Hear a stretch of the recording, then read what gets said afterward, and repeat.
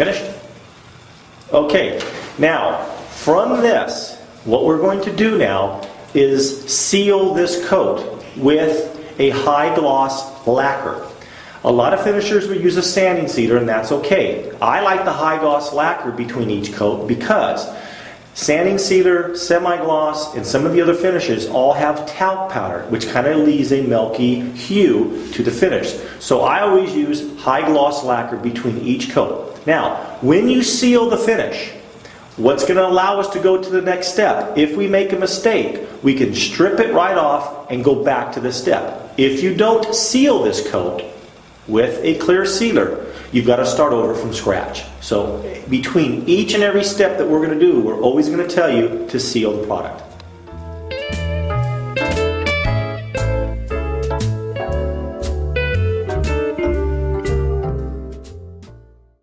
The antiquing stage.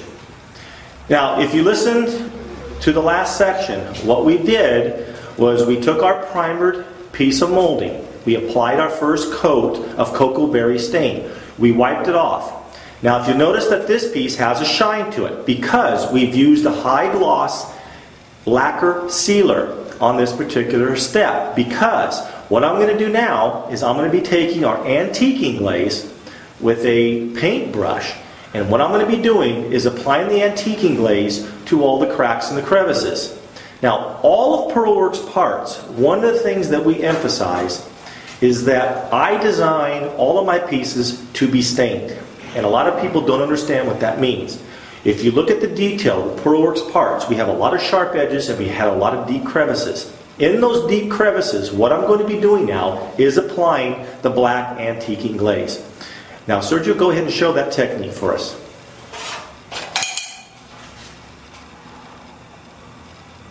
Now, what we're doing here is we're highlighting the black in all of the linear lines of the molding. And what I kind of relate this to, it's almost like eyeliner that a woman will use on her eyes. And what this does, it brings contrast to your piece of finished material. Now, we're also going to take the black and we're going to put it in all the different cracks with this little tiny brush. And these are the recesses that when I carve and I make my pieces, I do this on purpose because I know in order for me to get a very realistic look of my material, I need to have a place for the glazes to go. Some of the problems that you'll have with some of my competitors' products is that they're very smooth and there's no cracks and crevices. They have very open areas and it's very difficult to finish those pieces. Now, if you notice now, you start to see the piece start to pop. It doesn't just look like a flat. Now, this particular technique, you're going to be doing this to the entire piece of molding that you're going to be finishing. And really, it goes pretty quick. And this particular step is probably one of the most important to bringing out the detail. Now, this is called antiquing. The next step that we're going to be doing is called dry brushing. And instead of going into the cracks and crevices, we're going to be going to the edges on the next technique. And we're going to be bringing out those details. For example, let's just say you didn't like this and you wanted to start over. Because you've sealed it with high gloss lacquer, you can actually take this, all the black, and strip it and wipe it out with the rag if you want to and completely start over. Now, Sergio's wiping the edges out because he's probably got a little bit of pieces here and there that went over the edges. Now, you don't have to do that. Again, this is kind of a personal taste. Now, once this step is finished and you're happy with the look, bring out the high gloss lacquer and we're going to seal this coat. Again, if we don't seal the coat and we make a mistake, we got to start over from scratch.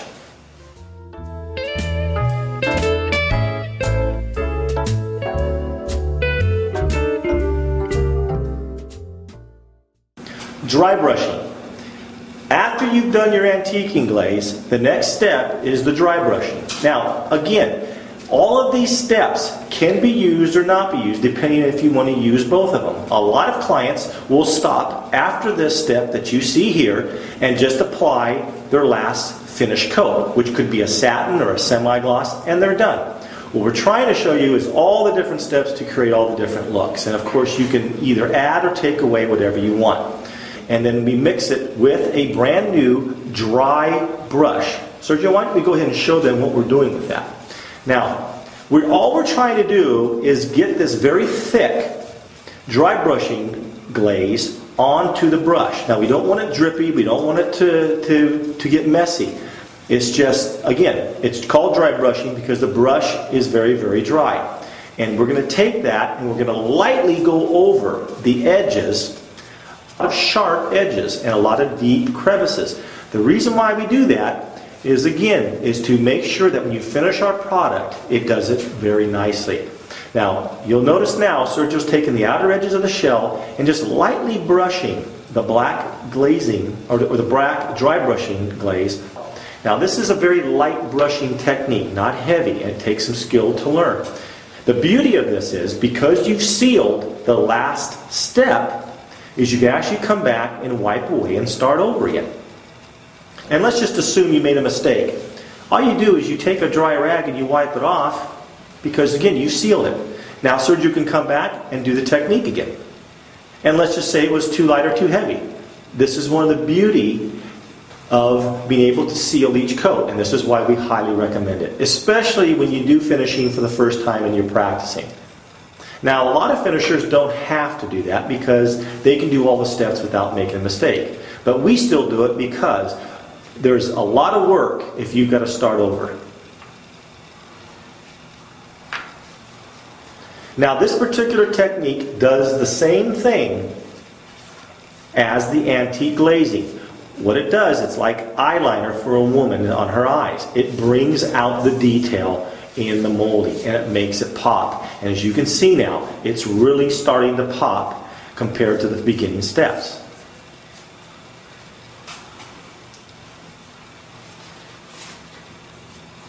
Okay. That's the dry brushing technique, and one of the things to remember is you can go as light or as heavy as you want depending on your taste.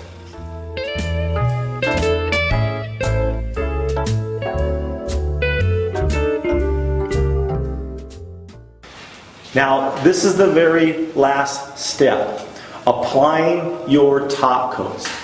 Once you have sealed all the steps with high gloss lacquer, you can do some build-up coats with the high gloss lacquer, because a lot of finishers want to put some material on the wood. Not a problem. But if you use your build-up coats in a satin or a semi-gloss, or if you use a sanding cedar, remember, all of those finishes that have a satin or a knockdown type look, they are created by using talc powder. This talc powder makes the surface of the material look milky and not crisp and clear. So I always do all my build-up coats. I'll put 6, 7, 8 coats with the high gloss Pearlworks lacquer, which is on the left. And then my very last coat, 1, maybe 2 coats maximum, I'll knock it down with a satin finish, a semi-gloss, or a flat. But I will never, ever use a build-up coats using a talc powdered lacquer. Now, a lot of people say, well, why do you use talc powder? Well, the only way to take high gloss and to take the shine or the sheen off of it is to use talc powder, especially when you're using lacquer materials. So, again, this is the materials that you're going to be using for your final finish coats. And as you can see, ladies and gentlemen, the finish is absolutely beautiful.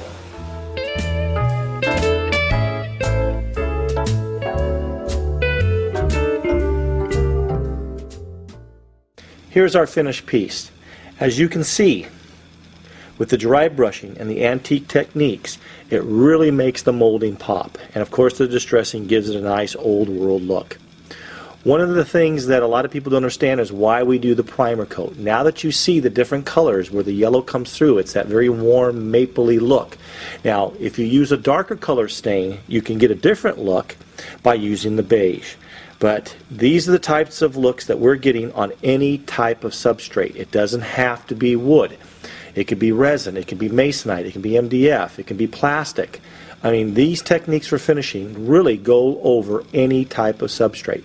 What makes the Pearlworks parts pop is the fact that we design our parts to be finished, and now we've designed a finishing system to complement the parts to give you a long-lasting, beautiful, realistic look that's fine furniture quality.